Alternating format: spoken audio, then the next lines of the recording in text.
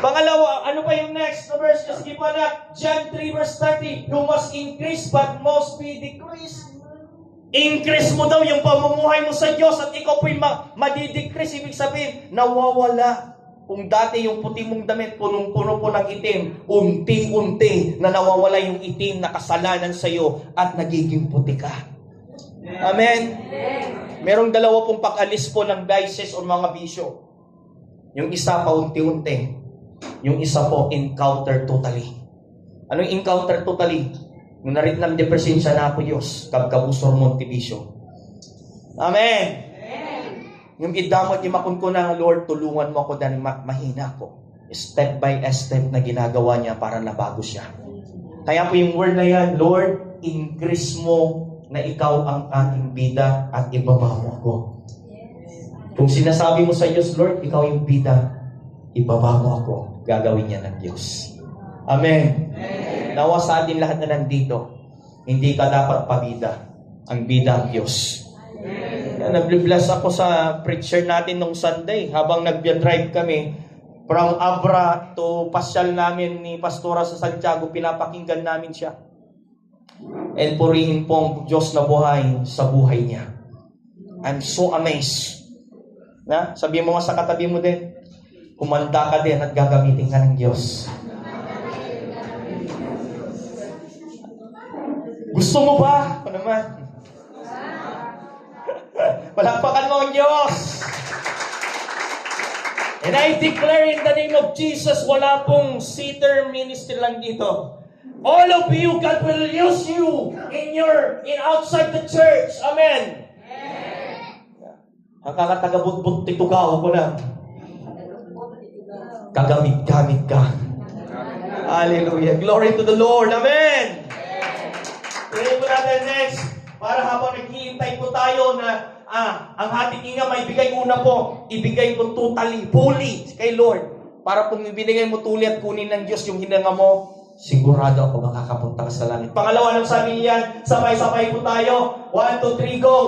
Praise Him until His last breath. Ganda, no?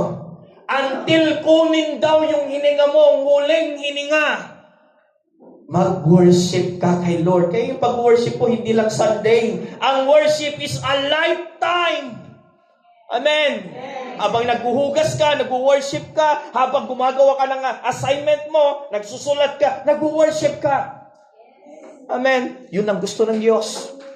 Hindi lang Sunday, bagkus habang may ginagawa ka, imbis ko nga paguntang na anak mo, tagahabaling ang aramidan niya, nag-worship ka. Noon na ginawa ko sa imbis ka, at siya man ta ginawan ko lang. No. Yan aramidam, play the worship habang naghuhugas ka, napapasayo mo pa ang Diyos. Amen.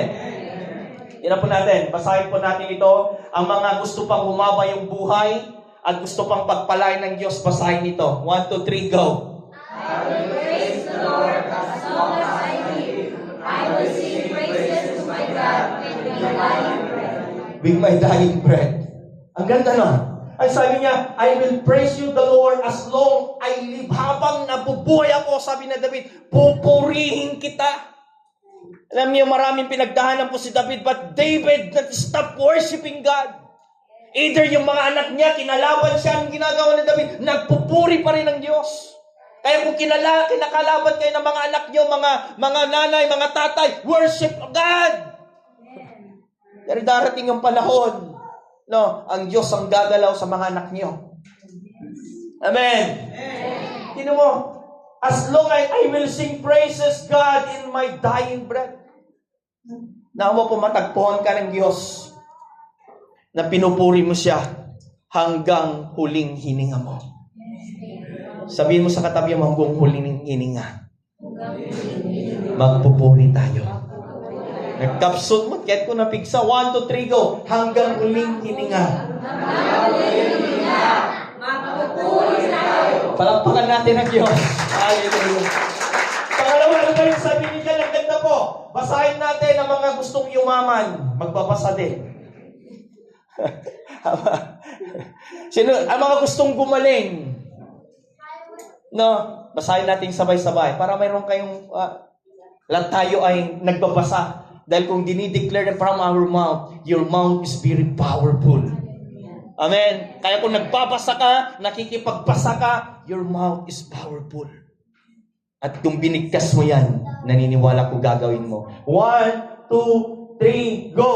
I will sing to the Lord as long as I live. I will praise my God to my last breath. Grabe si David, no? Until my last breath. Hanggang sa uling hininga ko, Panginoon, dayawag tanagan mo. Nag-submit na. At kayat nga po, yan po yung gustong-gusto ng Diyos na habang nag-worship ka, habang nandun ka sa personal time mo kay Lord, personal prayer mo kay Lord, Lord, I will worship you until my last breath. Pag yan yung sinasabi mo sa Diyos, napapasaya mo ang Diyos na buhay. Ang ganda yung, I will sing to the Lord. Hindi lang Sunday, ganado. Let's worship, Lord. Yung pagdating Lunes, dalang problema, nadadalti Espiritu mo. Alam niyo po ba, worship and instrument and all kind of worship na nagpe-play ka ay nagpapalayas ng bad mood. Tandaan, nung matitimod mo, worship ka, play ka, worship, tinan mo, the worship and that sing praises to the Lord ay nagpapalayas po ng bad mood. Ha? Because there's a power at every song. Amen. Amen. Ano pa yung isang verse para matindi to? Dapat yung pagbasa natin, Psalms or Psalm, gano'n naman na hindi yung verse agad, no? Okay, ang gusto din po na mag-graduate, mag-graduate, mga youth lang ang magbabasa, di ba? Yeah. Ang mga gustong mag-graduate at gumanda yung buhay niya, mga kabataan, basahin ito. Sabay-sabay kayo. 1, 2, 3, go!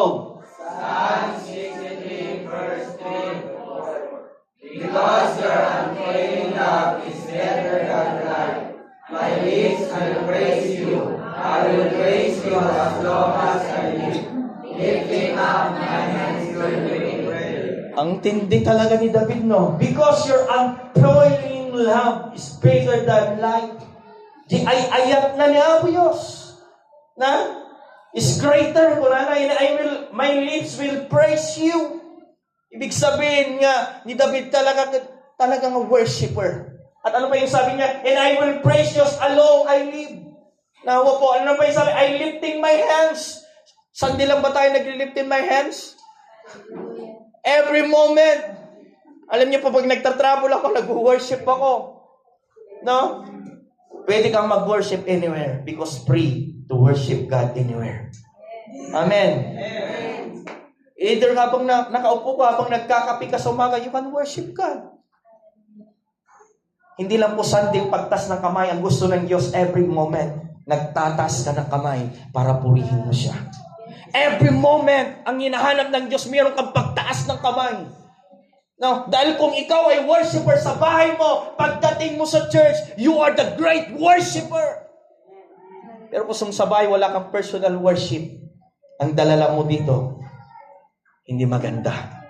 Kaya kapatid, sa bahay mo, sa bahay mo, worshiper ka dapat. Sa trabaho mo, worshiper ka dapat. Amen. Palakpakan natin ang Diyos na buhay.